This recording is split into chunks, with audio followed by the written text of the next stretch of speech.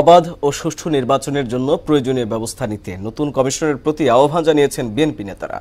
এজন্য অত্যাবশ্যকীয় সংস্কার দ্রুত শেষ করার তাগিদ দিয়েছেন তারা। ক্ষমতায় টিকে থাকতে শেখ হাসিনা নির্বাচনী ব্যবস্থা সহ সব গণতান্ত্রিক প্রতিষ্ঠান ধ্বংস করে দিয়েছে বলে অভিযোগও করেন বিএনপি নেতারা।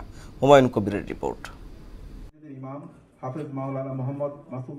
4 কমিশনার সহ শপথ নিয়েছেন নতুন সিএসি এএমএম নাসির উদ্দিন। এ নিয়ে মোহনা টেলিভিশনকে নিজেদের অভিব্যক্তি তুলে ধরেন বিএনপির যুগ্ম মহাসচিব হাবিবুন নবী খান সোহেল ও সাংগঠনিক সম্পাদক শামা ওয়ায়েদ। নির্বাচন কমিশনের একটি বিরাট দায়িত্ব আছে।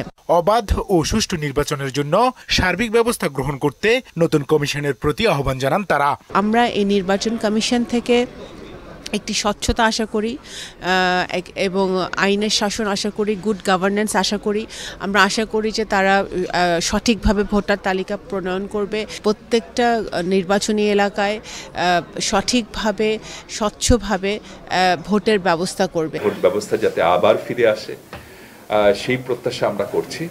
নতুন নির্বাচন কমিশন হয়েছে, আমরা চাচ্ছি যে ওনারাও যেন সেই স্পিরিটকে ধারণ করেই জনগণের ভোটাধিকার আবার জনগণকে ফিরিয়ে দেওয়ার জন্য সার্বিক ব্যবস্থা যেন তারা গ্রহণ করে।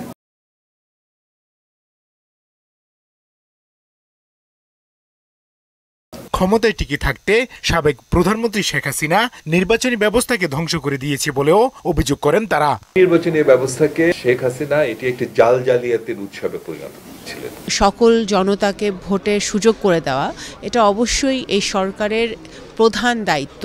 এদিকে রাজধানী চন্দ্রিমা উদ্যানে জিয়াউর রহমানের সমাধিতে শ্রদ্ধা শেষে সাংবাদিকদের সঙ্গে কথা বলেন বিএনপির স্থায়ী কমিটির সদস্য মঈন খান। প্রয়োজনীয় সংস্কার শেষ করে একটি সুষ্ঠু নির্বাচনের ব্যবস্থা করতে অন্তর্বর্তী সরকারের প্রতি আহ্বান জানান তিনি। যে সমস্ত অত্যাবশ্যকীয় যে সংস্কার আছে সেগুলো তারা সম্পাদন করবে এবং আমি বলেছি তার একটি গুরুত্বপূর্ণ সংস্কার ছিল নির্বাচন কমিশন পুনর্গঠন, সেটা তারা করেছে এবং এর জন্য আমরা তাকে ধন্যবাদ জানাই।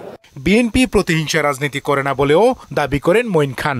আওয়ামী লীগের প্রতিহিংসার লগি বৈঠার রাজনীতিতে বিএনপি বিশ্বাস করে না। হুমায়ুন কবির, মোহনা সংবাদ, ঢাকা।